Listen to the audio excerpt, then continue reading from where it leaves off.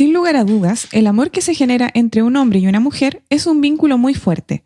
A partir de este encantador vínculo, las personas se unen con el entusiasmo y la convicción de que serán felices por el resto de sus días. Con el paso del tiempo, ambos descubren que la felicidad que proyectaban no es automática y que hay que construirla por medio de un trabajo diario afirmados en el amor que se profesan. Sin lugar a dudas, uno de los conflictos que pueden generarse al interior del matrimonio y que han, en casos extremos, terminado en homicidios de cónyuges e hijos y en suicidios, son los celos. Esa sensación horrible de estar siendo engañados, que rompe el corazón sin saber con certeza que se ha producido el engaño, pero que no permite vivir en paz y que paso a paso va destruyendo aquello que se quiere proteger. Hola, ¿cómo están? Sean bienvenidos al programa ¿Qué dice la Biblia? De la Iglesia Cristiana La Serena. Este programa es transmitido a través de la radio Pinamar 107.9 frecuencia modulada. Hace ya un tiempo estamos viendo el tema de resolviendo conflictos en el matrimonio de la serie La Familia, y para eso, antes que todo, vamos a presentar a nuestros panelistas, Andrés Bodini, anciano de la iglesia, y Pastor Carlos Flores. ¿Cómo están? Muy bien, muchas gracias, Marta. Muy bien, un saludo a todos nuestros auditores. Y también a Jonathan Lagos, que nuevamente lo estoy reemplazando aquí. Sí, le toca esta semana estar trabajando allá en el norte. En el norte, sí. Así que muchos cariños para él. Y bueno, también les anunciamos a nuestros auditores que ya contamos con nuestros programas en formato podcast, así que pueden ingresar a nuestra página web www.iglesiacristianalaserena.cl. Van a encontrar una sección que dice podcast y ahí van a poder ingresar a través de diversas plataformas. Muy moderno, ¿eh? Sí, muy modernos. Muy bien. Gracias a Dios que nos permite también estar actualizándolos para poder llegar a más personas que también nos escuchan desde otros países. Así es. Que si se perdió un capítulo anterior y le interesa escucharlo, puede meterse a la página web de la iglesia y de ahí a podcasts. Sí, podcasts. Bueno, vamos a lo que nos convoca entonces. Estamos viendo los conflictos matrimoniales y cómo resolverlos. ¿Podrían hacer un resumen de lo que hemos estado viendo, sobre todo en la edición pasada? Bueno, en realidad lo último que vimos tenía relación con digamos, temáticas conflictivas que pudieran presentarse en el matrimonio, o mejor dicho, que habitualmente se presentan en el matrimonio. Vimos inicialmente el tema de los niños, ¿no es cierto? La crianza de los niños, la familia extendida, los suegros, en fin. El dinero también. El dinero, ¿no es cierto? ¿Cuáles son la influencia del dinero en el matrimonio? En el matrimonio, ¿cómo es que afectan? ¿No es que no debemos amar al dinero. El dinero no es lo malo, ¿cierto? No es ni bueno ni malo, pero es un medio. Y el tema de la idolatría al dinero a veces que ocurre y que nos llena de amarguras y codicia, dice la palabra. Sí, sobre todo en esta época que vivimos tan bombardeados por supuestas necesidades que finalmente raya en el consumismo, que nadie puede rasgar vestiduras en esto, porque sin duda alguna todos de alguna u otra manera, en menor o mayor medida, somos presa de esto. Por eso es que constantemente tenemos que estar revisando nuestra vida en relación a esto y en relación a todos los temas que estamos tratando en particular. Entre esos, la semana pasada vimos lo relacionado con los vicios, ¿no es cierto? Con conductas viciosas representadas principalmente en lo que es el alcoholismo. Nuestro país, por desgracia, es uno de los más o de los mayor alto consumo de alcohol en la región, y también las consecuencias con, digamos, las causas de muerte. Si mal no recuerdo, es la segunda causa de muerte en Chile, después de los infartos cardíacos, viene siendo los accidentes automovilísticos producto de la ingesta de alcohol. Claro.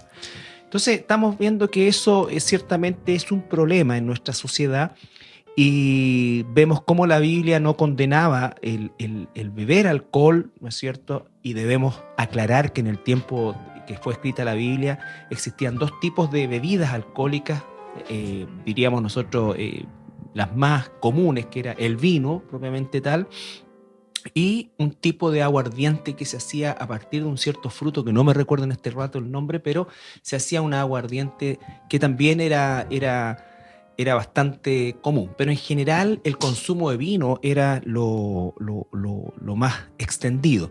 Y Dios, nuestro Señor Jesucristo, no condena el beber con moderación, con mucha moderación, sino que lo que condena es justamente la borrachera. Y entendiendo que la borrachera no significa llegar al punto de perder el conocimiento, andarse cayendo, sino que de hecho los países en sus legislaciones tienen grados alcohólicos, hoy día que eso se puede medir, ¿no es cierto?, ya considerándolo como consumo de alcohol, influencia del alcohol y definitivamente borracho, ¿no es cierto? Y muchos de los que les sale sobre 1,5, que es más o menos el rango para ya esa consideración, no se encuentran en el estado de que nosotros podríamos pensar en el borrachito o en la persona que está completamente fuera de sí, ¿ya?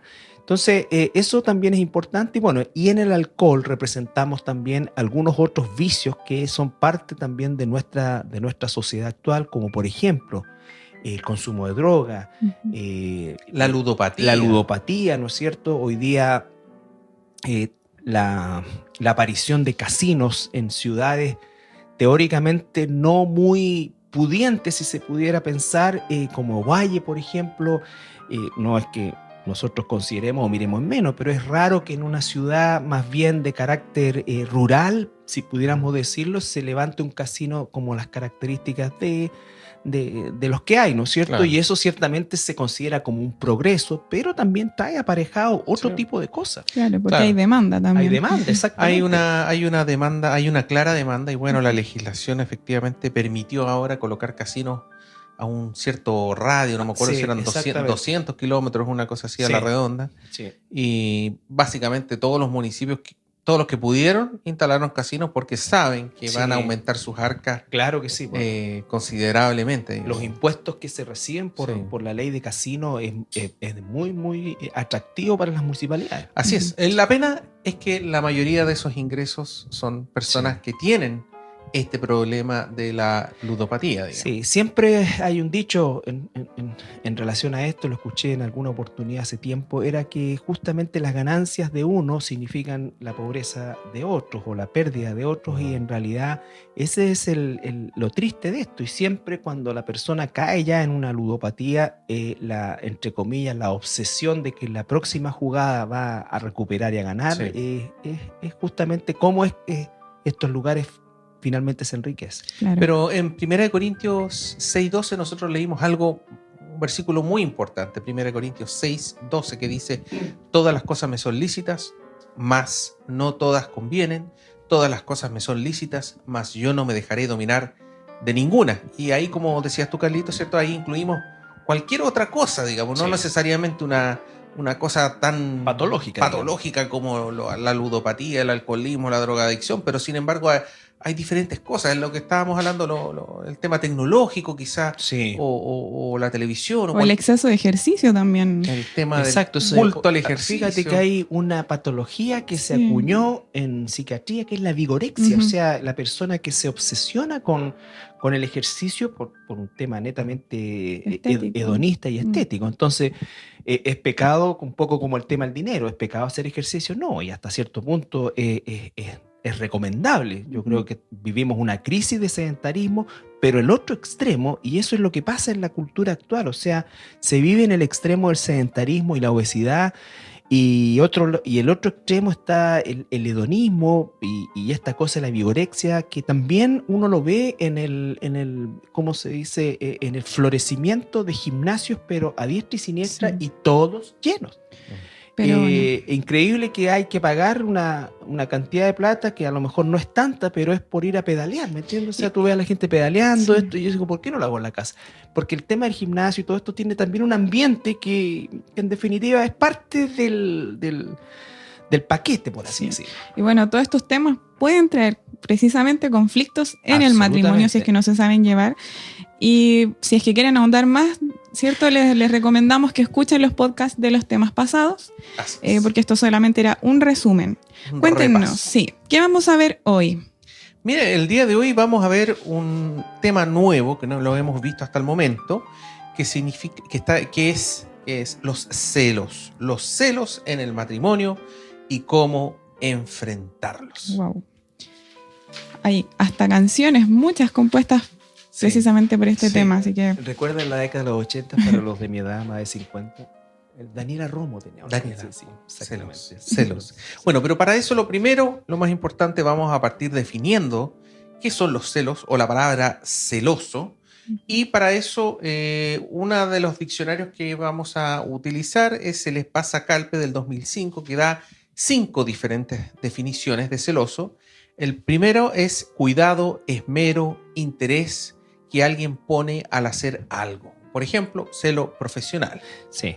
Lo segundo, sospecha o inquietud ante la posibilidad de que la persona amada nos reste atención en favor de otra. Esa es como la que nos vamos a enfocar hoy. En ese el foco es.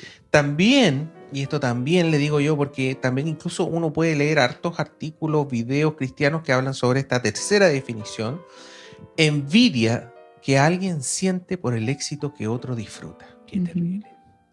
Cuarto, excitación sexual de ciertos animales en el periodo propicio para el apareamiento. Claro. Correcto. Y quinto, en ese periodo, se refiere al periodo. Por ejemplo, no puedo sacar a pasear a la perra porque está en celo. Sí, esa es la expresión habitual. Claro. Pero entonces hoy día nos enfocamos en La número 2. Sospecha o inquietud ante la posibilidad de que la persona amada nos reste atención en favor de otra. Exacto. ¿Y es pecado tener celo? ¿Podríamos hablar de eso? Bueno, lo primero, para poder responder eso, leamos en el Antiguo Testamento, en el libro de Éxodo, capítulo 20, versículos 4 al 6. No te harás imagen ni ninguna semejanza de lo que está arriba en el cielo, ni abajo en la tierra, ni en las aguas debajo de la tierra. No te inclinarás a ellas ni las honrarás, porque yo soy Jehová tu Dios, fuerte, celoso, que visito la maldad de los padres sobre los hijos hasta la tercera y cuarta generación de los que me aborrecen, y hago misericordia a millares, a los que me aman y guardan mis mandamientos. Bueno, aquí aparece Dios, que se autodefine como un Dios celoso. Como un Dios celoso, un Dios que no permite ser que las personas adoren a otros, entre comillas, dioses. Uh-huh. ¿Ah? Pero esto nos está diciendo que este celo obviamente no es pecado. Dios no tiene ningún tipo de relación con el pecado. Dios es perfecto. Uh-huh. Y por lo tanto su celo también es un celo santo. Es un celo perfecto, es un celo santo. Y por lo tanto este celo claramente no es pecado. Ahora, habría que explicarle también a nuestros auditores que cuando Dios hace esta declaración, que puede parecer extraña al escucharla, el mayor beneficiado de un Dios celoso es la criatura, es decir, nosotros, porque la parte del por qué Dios no quiere que adoremos otras imágenes, no adoremos nada, es porque cualquier otra cosa que no sea Él nos va a dañar. Claro. No viene de Él, viene de Satanás. Entonces, esa es la forma que Él dice: yo soy celoso de ustedes en relación a que cualquier cosa que hagan fuera de esto es un mal para ustedes. Es un pecado. Es Claro. un pecado. Es un pecado. Claro, Ahora, Dios no tiene necesidad, sí. o sea, no nos está celando porque depende de nosotros. Claro, ni porque sea egocéntrico como Exactamente, algunos dicen. exactamente. Mm. Es no entender que cada vez que nosotros rechazamos a Dios, aceptamos a Satanás. Claro. Esa es la cosa. No, Ahora, no hay un tema neutral. Lo otro es que, claro, Dios es perfecto y su celo es perfecto. El tema es que nosotros somos seres caídos y la mayoría de las veces cuando hablamos de celo, estamos hablando de situaciones que sí son pecaminosas. Así es. Bueno, Y entonces, bueno, sí, estábamos viendo esta explicación. Si es que no es pecado, ¿por qué generaría conflictos en el matrimonio o en qué casos podría generar conflicto el tener celo? Bueno, Andrés acaba de decir, ¿no es cierto? En primer lugar, nuestra condición humana caída distorsiona totalmente el concepto del celo. Si uno pudiera hacer un poco de acuerdo a las definiciones que anteriormente se leyeron, nosotros debiéramos ser celosos de hacer un trabajo bien, pero por el hecho de que estamos honrando a Dios con ese trabajo. No porque queremos superar a otra persona o ganar a otra persona, porque eso caería dentro de lo que es la envidia, ¿no es cierto? Y todas estas cosas que las personas son celosas del éxito de otras. Nosotros, un hijo de Dios no debiera estar en esa condición, pero sí debiera ser celoso de su trabajo por justamente honrar a Dios. Ahora, ¿dónde entra el tema del pecado? Del pecado, ¿no es cierto? Sí. Bueno, un primer ejemplo que nosotros podemos ver en Génesis capítulo 4 es la historia de Caín y Abel. Génesis capítulo 4, versículos 3 al 7. Dice así: y aconteció andando el tiempo que Caín trajo del fruto de la tierra una ofrenda a Jehová. Y Abel trajo también de los primogénitos de sus ovejas, de lo más gordo de ellas. Y miró Jehová con agrado a Abel y a su ofrenda, pero no miró con agrado a Caín y a la ofrenda suya. Y se ensañó Caín en gran manera y decayó su semblante. Entonces Jehová dijo a Caín: ¿por qué te has ensañado y por qué ha decaído tu semblante? Si bien hicieres, ¿no serás enaltecido? Y si no hicieres bien, el pecado está a la puerta. Con todo esto, a ti será tu deseo y tú te enseñorearás de él. Ya, entonces, ¿por qué es tan importante este versículo que está al principio de la Biblia? Porque tanto Caín como Abel, hijos de Adán y Eva, querían adorar a Dios, querían, por así decir, estar bien ante Dios. Y lo que describe acá es que Jehová miró con agrado a Abel y su ofrenda, pero no así a Caín y su ofrenda. Y lo que le ocurrió a Caín, lo que aparece aquí, le ocurrieron dos cosas. Uno, dice que se ensañó. Eso quiere decir, se enojó. Se enojó, se molestó. Se molestó. Y lo segundo es que decayó su semblante, se entristeció, se deprimió de tal manera que en su rostro era evidente que estaba mal, estaba triste. Entonces, estaba molesto, estaba...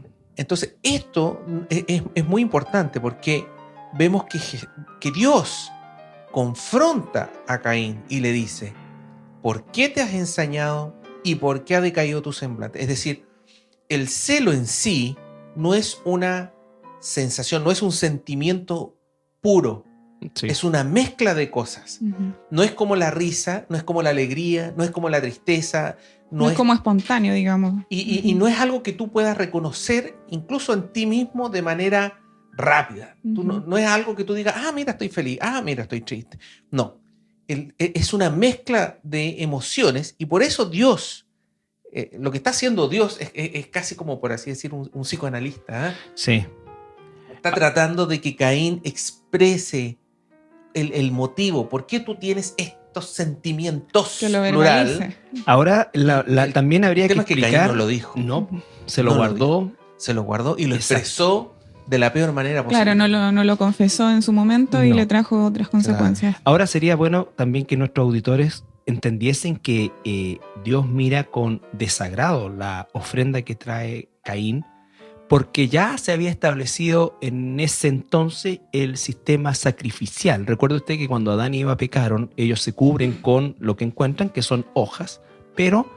Hojas de higuera. Hojas de higuera, ¿no es cierto? Y la cobertura que Dios les da a ellos son pieles de animales, lo que significa es que ocurrió un sacrificio que de alguna manera pagó simbólicamente el pecado de ambos, claro. ¿no es cierto? Y acá, un inocente, exactamente. Entonces, eso comienza ahí, ¿no es cierto? Que ese es el inicio de lo que posteriormente sería la ley y los sacrificios, con una concepción al sacrificio de Jesucristo. Y entonces Caín trajo de lo que él quiso, de lo que a él le pareció.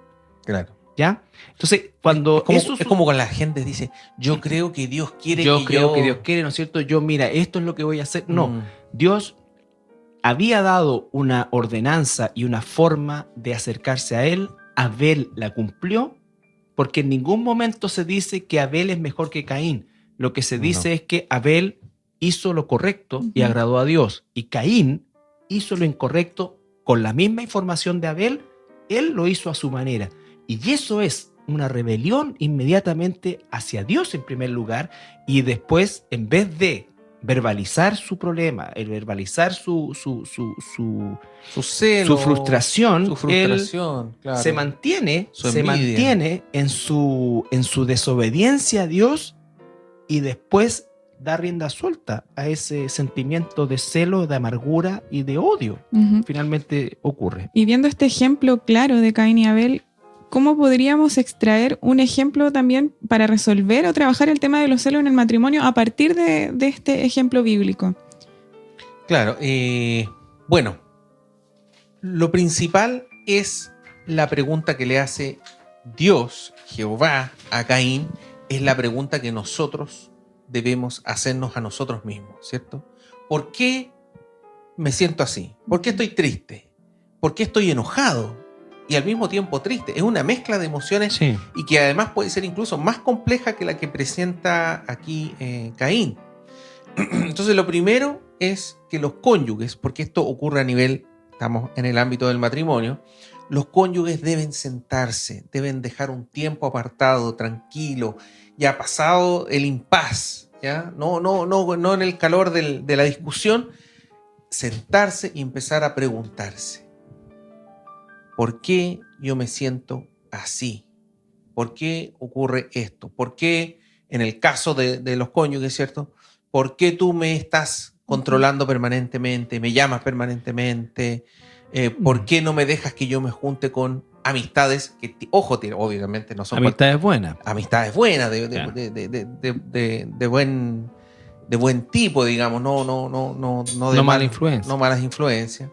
Y luego de eso ya tenemos que ir a la raíz del asunto. O sea, porque ¿qué es lo que tú sientes cuando yo salgo? ¿Qué es lo que tú sientes cuando yo me junto con un amigo, una amiga, O no te etcétera? contesto al cuarto ring al Exacto. Claro. teléfono. Entonces, ese tipo, porque eso es lo que ocurre, digamos. Ujú. Me imagino tú, Carlitos, como pastor, has visto casos en consejería del tema de los celos, digamos, y son situaciones bien Sí. complejas. Bueno, normalmente son problemas de inseguridad, son problemas que tienen que ver con lo que se dice habitualmente el tema de la autoestima, por ejemplo, pero también es cierto que en el tipo de sociedad que vivimos actualmente, normalmente existen ciertas sospechas, motivos que nunca se hablan. ¿No es cierto? Que nunca se hablan o que no se hablan abiertamente, o cuando se hablan ya se hablan de manera conflictiva, abiertamente conflictiva. Pero tal como decías tú, los celos son un sentimiento pecaminoso que se va, sea o no que tenga razones, por así decir, ¿no es cierto? Lo que se va gestando es, poco a poco se va construyendo digamos, una raíz, se va produciendo una raíz de amargura que va a terminar, ¿no es cierto?, muchas veces de mala manera, de mala manera. Los cónyuges deben conversar, deben sincerarse, deben cuidarse, deben respetarse, no deben dar motivos para, pero también es cierto que no vivimos nosotros aislados del mundo, Claro. estamos dentro de un mundo. Una esposa que trabaja fuera, ¿no es cierto?, va a tener relación con otros varones, un esposo que trabaja fuera va a tener relación con otras mujeres. Entonces debemos fijar un concepto de confianza, y por eso es que se habla de que los cristianos, y ahora me dirijo específicamente a los cristianos, debemos tener temor de Dios, porque aunque nadie nos vea, Dios sí nos ve. Aunque nadie realmente pueda descifrar mis intenciones de por qué hago algo o no hago algo, Dios sí la sabe. Entonces, con esa realidad, porque es así, porque es una realidad, ciertamente yo voy a vivir una vida que honre a Dios y que además honre a mi esposa o a mi esposo. Sí, sí. Igual nosotros hemos visto en programas anteriores lo importante de la comunicación permanente, Sí. el amor. Entonces, es importante que nosotros diferenciemos entre que los cónyuges estén ocupados en cuidar su relación, en amarse, en estar atentos, en saber en qué está su cónyuge, con quién se está juntando, dedicarse uno al otro, tener este amor sacrificial. Esa es una cosa que debemos hacer. Y diferenciarla, eso que debemos hacer, con esto otro que es una cosa ya más patológica, ¿cierto? Donde las personas, uno de los cónyuges está permanentemente ocupado, afanado, deprimido, dedicado a saber qué es lo que está haciendo el otro y dónde está y con quién está, y en muchos casos incluso hasta siguiéndole, sacándole fotos, llamando a distintas personas, encargándoselas, etcétera. ¿Te fijas tú? Es muy distinta estas dos cosas. Sí, absolutamente. Salvo que sea un cuadro patológico, muchas veces esto ocurre también porque los matrimonios cada vez establecen un compromiso, y uno puede entender por qué la juventud no quiere casarse a pesar que quiere tener una relación y vivir como casado.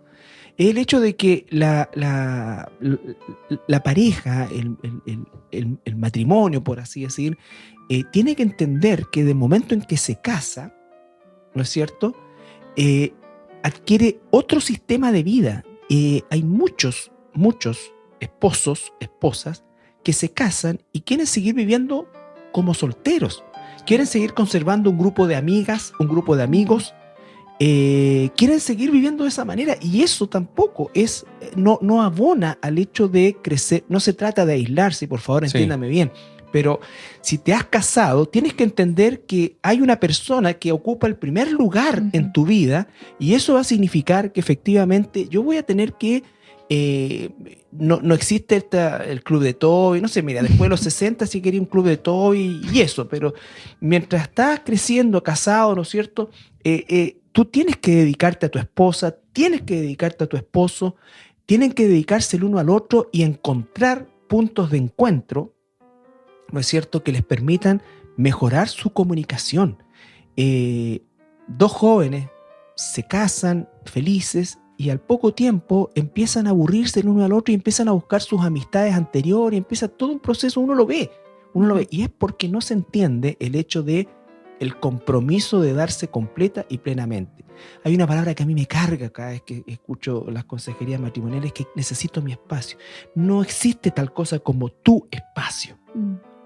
¿Ya? Pueden haber cosas que yo puedo llegar a hacer, ¿no es cierto?, a lo mejor un deporte en un momento determinado, todo, pero cualquier cosa que interfiera en mi relación con mi esposa, salvo que no sea, como dije anteriormente, una situación patológica, yo tengo que evaluarla. Lo que pasa es que todo esto, en definitiva, incluso el mismo trabajo, en algunos casos.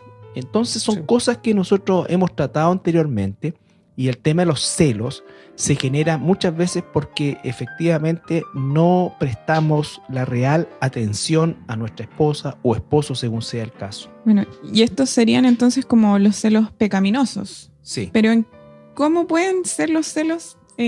¿Cómo podrían los celos no ser pecado? Lo que estábamos hablando, o sea, si uno considera la palabra celo dentro de este rango de definiciones, ¿cierto? Que uno puede decir, mira, yo tengo un celo por mi esposa en el sentido de que yo estoy ocupado, la amo, la atiendo, genero instancias para poder conversar con ella, le pregunto cómo está, me ocupo en ella. Eso está bien, eso no es pecado, eso no solamente no es pecado, eso es un rol que nosotros debemos, es un deber que nosotros debemos, yo creo que hacer, digamos. La primera definición que leíste tú calza muy bien, porque dice cuidado, esmero, interés que alguien pone al hacer algo, claro, ¿cierto? Yo debo tener celo santo, correcto, por ser un buen esposo, una buena esposa, eso. Entonces, en ese ámbito no habría problema. ¿Te fijas tú? Y no solamente no habría un problema, es un deber. Y es bueno hacer esta aclaración, perdón, Andrés, porque de repente la gente escucha la palabra celo y al tiro la tachan como que no, es malo, no debe, esto daña, y en realidad aquí vemos claramente que sí existe un tipo de celo que es santo. Mira, hay muchas cosas que uno escucha. También uno escucha a veces que no, sí, es amor. Cuando estamos hablando de temas patológicos, o sea, cosas incorrectas, cosas que es pecado, la gente a veces se excusa diciendo esto es amor. Y la mejor definición del amor nosotros la encontramos en 1 Corintios capítulo 13, y específicamente los versículos 4 y 5. Esos dicen: el amor es sufrido, es benigno, el amor no tiene envidia. Ahí podríamos calzar la palabra celos perfectamente. Sí, no tiene envidia. El amor no es jactancioso, no se envanece, no hace nada indebido, no busca lo suyo, no se irrita y no guarda rencor. Entonces, claramente la definición de cuidado, de preocupación, de ocupación por mi cónyuge calza perfecto con esto. Pero la definición donde yo estoy absolutamente afanado, vuelto loco, tratando de saber qué es lo que hace mi cónyuge en cada minuto, en cada segundo, con quién está, etcétera, está fuera de esta definición. Aquí vemos palabras como no tiene envidia, y claramente hay envidia, te fijas tú, no se envanece. Mira, al final yo encuentro lo peor de todo es que muchas veces ocurre que la persona celosa o el cónyuge celoso es el que termina siendo infiel al cónyuge, digamos. La persona que más quería saber dónde estaba su esposa, que en cada momento, en cualquier momento le iba a ser infiel, muchas veces esa persona termina siendo la persona infiel, digamos. Claro, porque normalmente pasa lo que dice la Escritura también, y hemos visto que tratamos de sacar la paja en el ojo ajeno en circunstancias que nosotros tenemos una viga. Ahora, esto del celo por amor y que yo te amo es tan absurdo como ese dicho que debiéramos erradicar: quien te quiere te aporrea, y todas estas cosas tan equivocadas, ¿no es cierto? Clichés equivocados. Claro, clichés equivocados. No tiene que ver con eso, porque el amor, como dice ahí, es sufrido, es benigno, no tiene envidia. El amor verdadero que viene de Dios cree, entiende todo eso, confía. Entonces, y por otro lado dice, no busca lo suyo. Es un poco lo que hablaba yo anteriormente. O sea, cuando alguien dice, mira, en realidad yo quiero mi espacio, quiero conservar a mis amigos, quiero conservar esto de que salía todos los viernes con mis amigos. Ahí yo está quiero buscando lo suyo. Absolutamente. Y eso va totalmente en contra del concepto de ser una sola Claro, carne. que es una sola carne, por supuesto. Bueno, o sea, tú ya no eres. Yo lo primero que le digo a las personas, a los jóvenes, cuando quieren eso, dice, pero tú ya te casaste. Y cuando te casaste, hiciste un compromiso. Y ese compromiso se llama, y le digo el nombre de su esposa o su esposo. ¿Ya? Bueno, está muy interesante el tema como siempre, pero vamos a ir a una pausa musical y ya regresamos.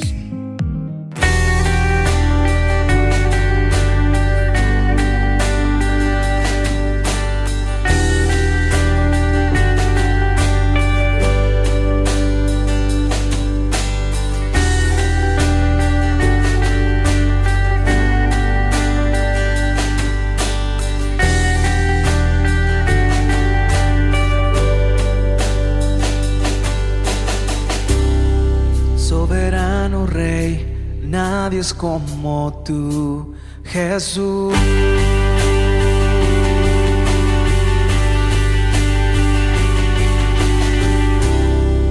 Único Señor, nunca fallarás a tu amor. Mi Dios, infinito es tu poder, nunca dejas de ser.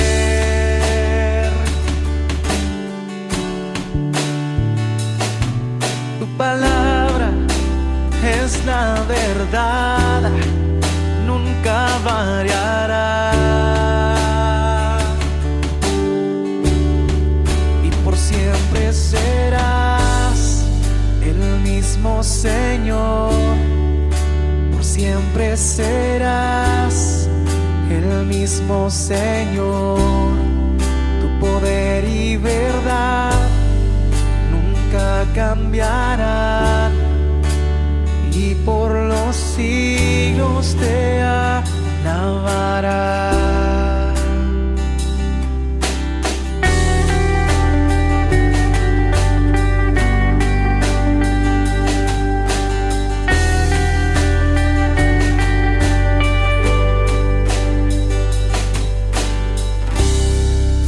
Mismo de ayer, de hoy y por los siglos.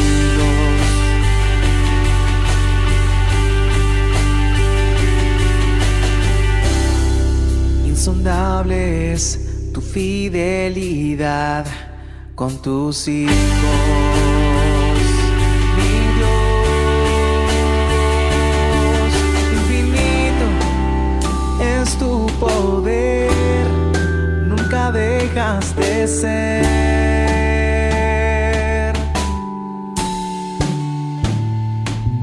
Tu palabra es la verdad, nunca variará. Y por siempre serás el mismo Señor, por siempre serás Señor.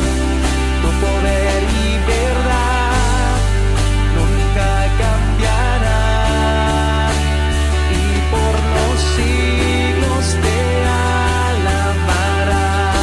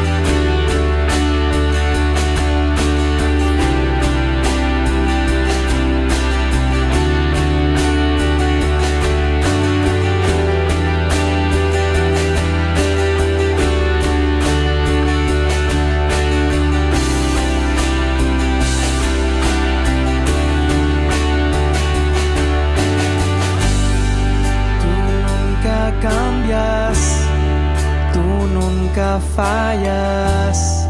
Mi Dios eres tú, mi Dios eres tú. Tú nunca cambias, tú nunca fallas. Mi Dios eres tú, mi Dios eres tú. Tú nunca cambias, tú nunca fallas. Mi Dios eres tú, mi Dios eres tú. Tú nunca cambias, tú nunca fallas. Mi Dios eres tú, mi Dios eres tú. Tú nunca cambias, tú nunca fallas. Mi Dios eres tú, mi Dios eres tú. Tú nunca cambias, tú nunca fallas. Mi Dios eres tú.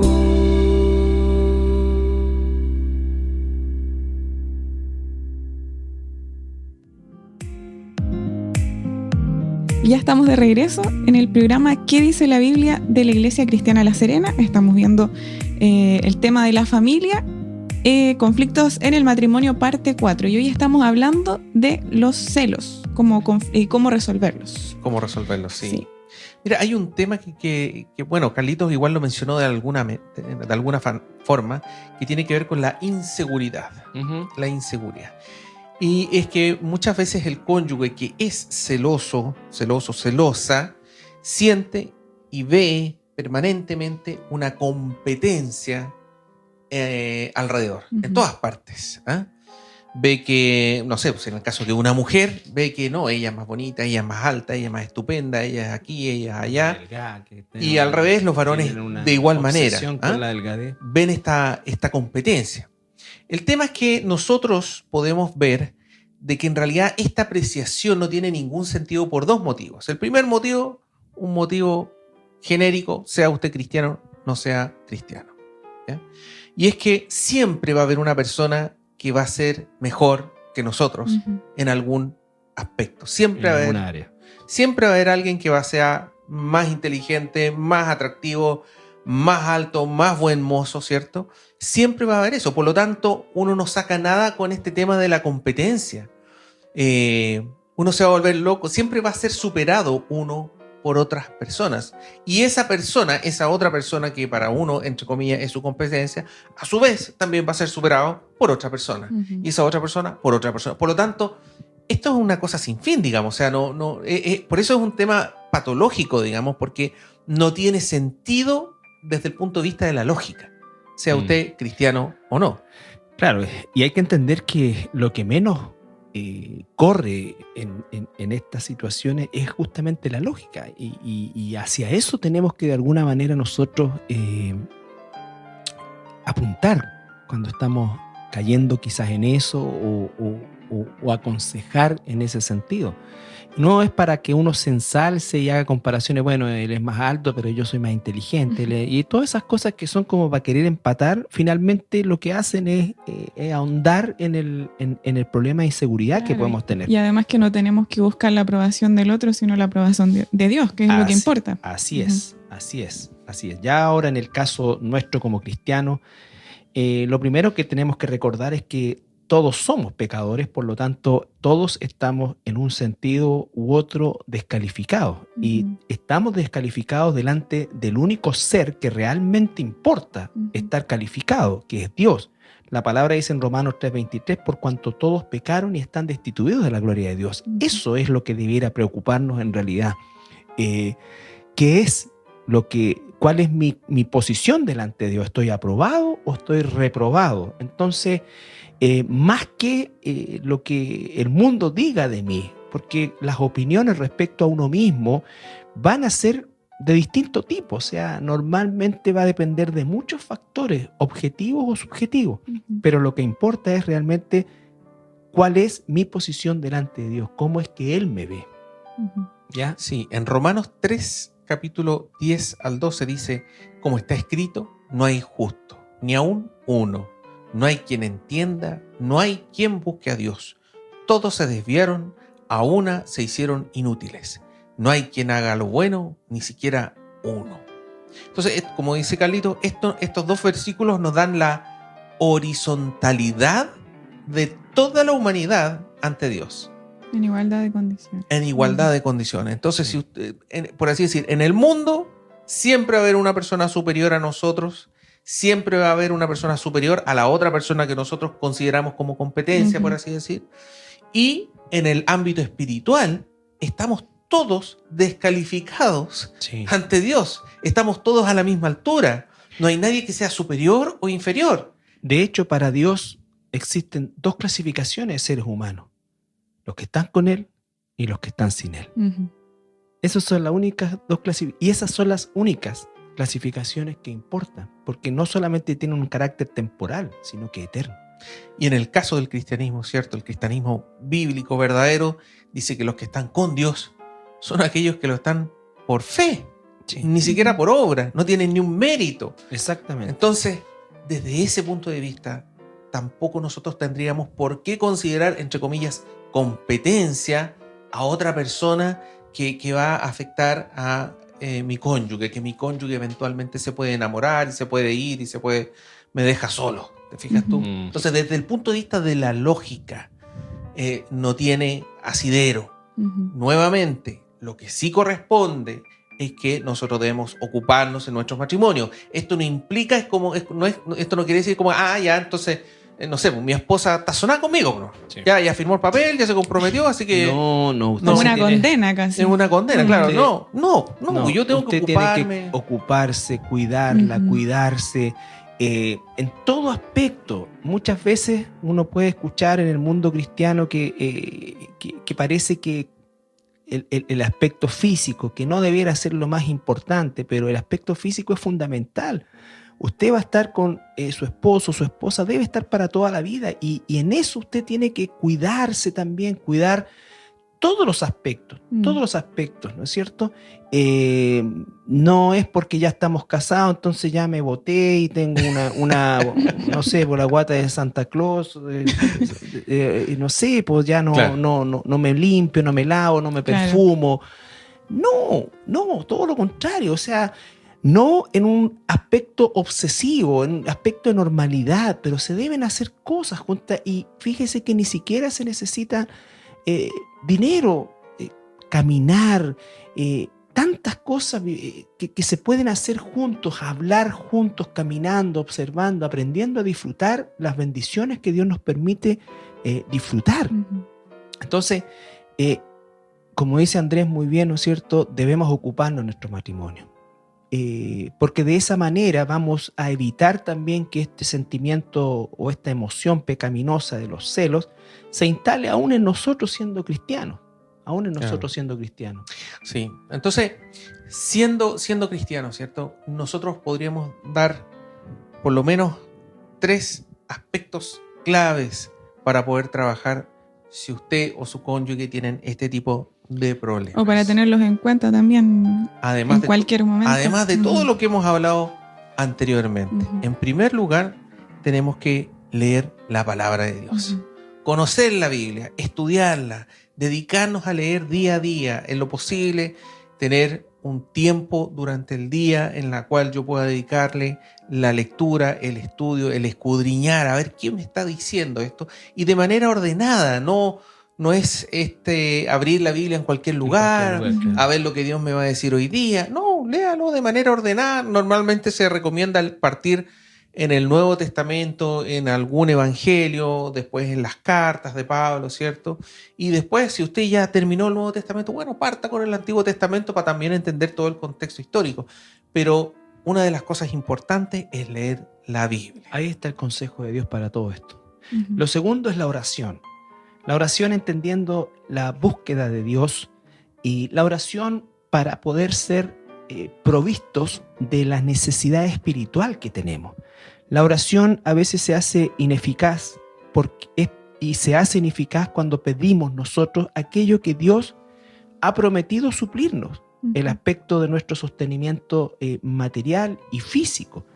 La oración es para pedir, justamente ya que estamos hablando de esto, de los celos, es para pedir lo contrario, que Dios limpie nuestro corazón, que Dios nos dé una confianza en Él, que Dios pueda realmente darnos a nosotros dominio propio, los frutos del Espíritu, en fin, la oración es para eso, ¿ya?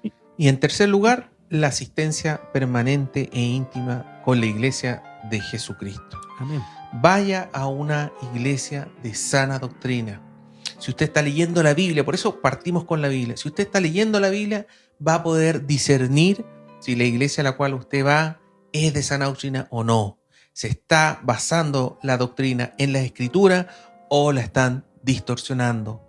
¿Le están aprovechando de usted? ¿Están sacando dinero? ¿Le están inventando cosas?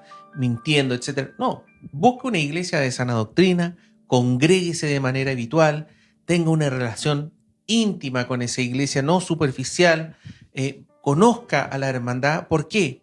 Porque esto le va a ayudar tanto a usted como a su cónyuge.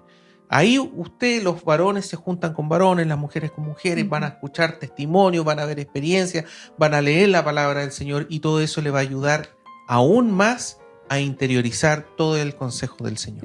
Y usted se integra, a lo que se llama el cuerpo de Cristo, que no es perfecto, pero sí es la familia de Dios y vamos a encontrar un destino común.